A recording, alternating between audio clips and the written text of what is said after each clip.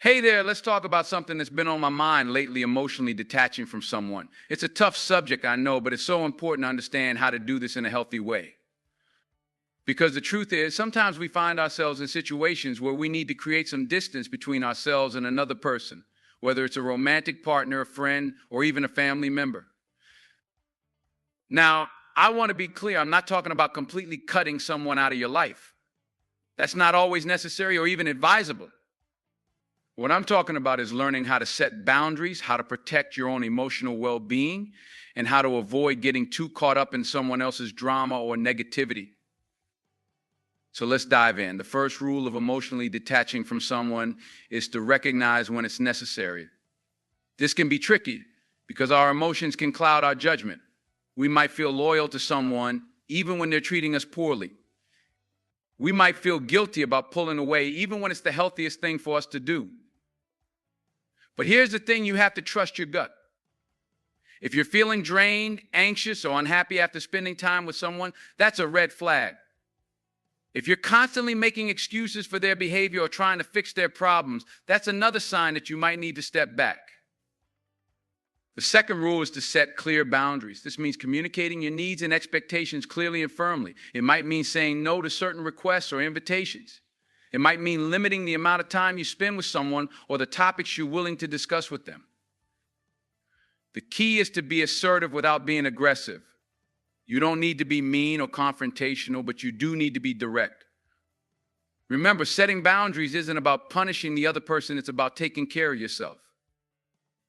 The third rule is to focus on your own growth and happiness. When we're emotionally entangled with someone, it's easy to lose sight of our own needs and goals. We might put their desires ahead of our own or neglect our own self-care in order to be there for them. But the truth is, you can't pour from an empty cup. If you're not taking care of yourself physically, mentally, and emotionally, you won't have anything to give to others. So make sure you're prioritizing your own well-being. Pursue your passion, spend time with people who uplift you, and practice self-compassion. The fourth rule is to let go of the need to control the situation or the other person. This can be especially hard if you're a natural caretaker or problem solver. You might feel responsible for the other person's happiness or success, or you might worry that if you're not there to help them, something terrible will happen. But the reality is you can't control anyone else's life or choices. You can offer support and guidance, but ultimately they have to take responsibility for their own actions and consequences. Trying to control the situation will only lead to frustration and resentment on both sides. The fifth and final rule is to give yourself permission to move on. This doesn't necessarily mean ending the relationship altogether, although in some cases that might be necessary. What it means is allowing yourself to let go of the emotional attachment and create a new dynamic that works better for you. This might involve spending less time together, being less emotionally invested, or even just changing the way you think about the relationship. It's okay to grieve the loss of what you had, but don't let that grief hold you back from creating something new and better. Now, I know that emotionally detaching from someone is easier said than done. It can be a long and difficult process, especially if you have a history with that person or if you're prone to people pleasing. But I promise you, it's worth it. When you learn how to set healthy boundaries and prioritize your own well-being, you free yourself up to create more fulfilling relationships and pursue your own dreams. You stop wasting energy on people and situations that don't serve you and start investing in the things that truly matter to you. So if you're struggling to emotionally detach from someone right now, I want you to know that you're not alone. It's a common challenge that many of us face at some point in our lives. But I also want you to know that you have the strength and the wisdom within you to handle it with grace and resilience. Start by taking small steps. Set one boundary at a time. Practice self-care every day, even if it's just for a few minutes. Surround yourself with people who support and encourage you. And most importantly, be patient and compassionate with yourself. Remember, emotionally detaching from someone doesn't mean you're heartless or uncaring. It means you're wise enough to know when a relationship is no longer serving you and brave enough to do something about it. It means you value yourself enough to create the kind of life and connections that truly nourish and inspire you. So keep going, keep learning and growing and trusting yourself, and know that on the other side of this challenge lies a whole world of possibility and joy. You've got this, and you deserve nothing less than the very best. Now, I want to take a moment to acknowledge that emotionally detaching from someone can be incredibly painful, especially if it's someone you care about deeply. It's natural to feel a sense of loss or grief, even if you know it's the right thing to do.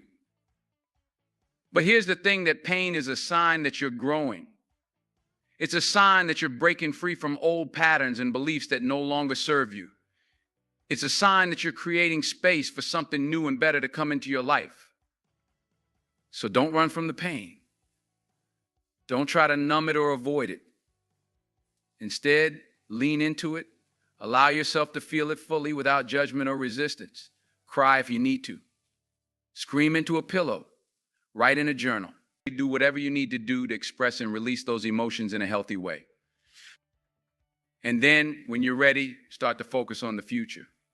Start to imagine what kind of life you want to create for yourself and what kind of relationships you want to attract. Use the pain as fuel to propel you forward towards your deepest desires and highest potential. Because here's the thing, you are not defined by your past relationships or experiences. You are not limited by the choices you've made or the challenges you face. You have the power to create your own reality, to shape your own destiny, and to choose who you want to be in this world.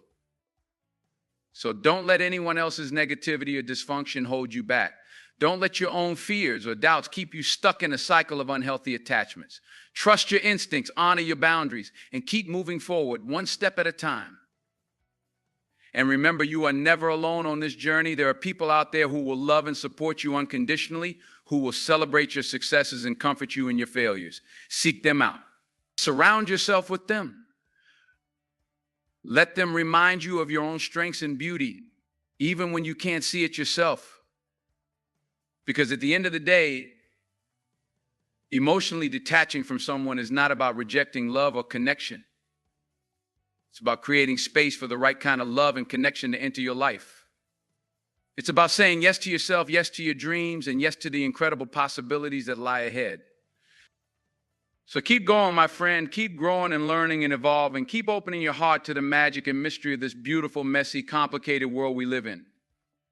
And know that whatever challenges you face, whatever obstacles you encounter, you have the resilience and the courage to overcome them and to create a life that truly lights you up from the inside out. In the end, emotionally detaching from someone is not about losing something or someone. It's about gaining something, a deeper sense of self, a clearer vision of what you want, and a greater capacity for true, authentic, soul-level connection. It's about learning to love yourself first so that you can love others more fully and freely. It's about creating boundaries that protect your energy and your peace so that you can show up in the world as your best and brightest self. And it's about trusting the journey, even when it feels hard or scary or uncertain. Because the truth is, life is too short to stay stuck in relationships or situations that don't truly nourish and inspire us. We all deserve to feel seen, heard, and valued for who we are. We all deserve to have relationships that uplift us, challenge us, and help us grow into the fullest expression of ourselves. So if you're in the process of emotionally detaching from someone right now, I want you to know that I'm proud of you. I'm proud of you for being brave enough to listen to your own heart, even when it's telling you something difficult or painful. I'm proud of you for being willing to let go of what no longer serves you, even when it feels scary or uncertain. And I'm proud of you for taking a stand for your own happiness and well-being, even when the world around you might not understand or support your choices. Keep going, my friend. Keep trusting yourself. Keep honoring your own needs and desires, and keep moving forward with courage and conviction. Because on the other side of this challenge lies a whole new world, a possibility, a world where you get to create the kind of life and love that truly sets your soul on fire. And remember, no matter what happens, no matter how hard things get, you are never alone. You are surrounded by a universe that loves you, supports you, and wants to see you thrive. You are connected to a power and a presence that is greater than any obstacle or challenge you could ever face. So lean into that power. Trust in that presence, and know that whatever happens, you have the strength, the wisdom, and the resilience to handle it with grace and ease. You've got this, my friend, and I'm cheering you on every step of the way. It's important to remember that healing is not a linear process. There will be days when you feel strong and empowered, and there will be days when you feel sad, angry, or confused. There will be moments when you question your decision, and moments when you feel more certain than ever that you're doing the right thing. And that's okay. That's all part of the process. The key is to keep moving forward, even when it feels hard or uncomfortable. To keep showing up for yourself, even when you don't feel like it. And to keep believing in your own worth and value, even when others might try to convince you otherwise. One of the most important things you can do as you navigate this process is to surround yourself with a strong support system. This might include friends, family members, or even a therapist or counselor who can offer guidance and perspective. It's okay to lean on others for help and support when you need it. In fact, it's a sign of strength and courage to do so. But it's also important to remember that your healing is ultimately up to you. No one else can do the work for you, and no one else can give you the answers you seek. You have to be willing to look within yourself, to confront your own fears and doubts, and to take responsibility for your own growth and transformation.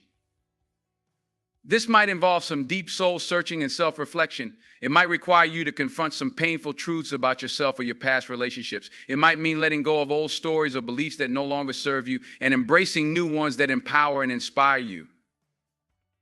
But through it all, remember this: you are worthy of love, respect, and happiness. You deserve to be treated with kindness, compassion, and understanding. And you have the power within you to create the kind of life and relationships that truly fulfill you, no matter what anyone else might say or do. So keep going. Keep learning and growing and evolving. Keep surrounding yourself with people and experiences that lift you up and make you feel alive.